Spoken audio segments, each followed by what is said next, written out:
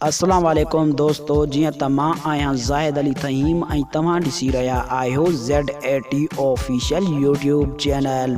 दोस्तों अॼु जी हिन वीडियो में मां तव्हांखे शमन अली मीरालीअ जे बारे में कुछ ॿुधाइण वारो आहियां। दोस्तों वीडियो शुरू करण खां पहिरियां तव्हां दोस्तनि खे हिकु नंढड़ी गुज़ारिश आहे जे अगरि तव्हां मुंहिंजे यूट्यूब चैनल ते पहिरियों दफ़ो आया आहियो त मुंहिंजी वीडियो खे लाइक कयो ऐं चैनल खे सब्सक्राइब कयो। जी दोस्तों, मां तव्हांखे ॿुधाईंदो न त शमन अली मीरालीअ जो न्यू एल्बम अची रहियो आहे। हिन एल्बम जी रिकॉर्डिंग इरफान समो जे स्टूडियो ते थी रही आहे। दोस्तों हिन एल्बम में तमाम सिंध जे मशहूर शाइरनि जी पिण शाइरी आहे। दोस्तों मां तव्हांखे ॿुधाईंदो न त ही एल्बम ईद जे लाइ तैयार थी रहियो आहे।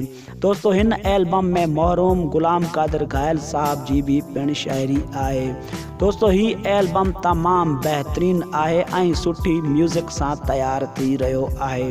दोस्तों हिन एल्बम जो नंबर आहे एल्बम नंबर 5 जेको ईद ते रिलीज़ कयो वेंदो शमन Ali Mirali official YouTube channel ते।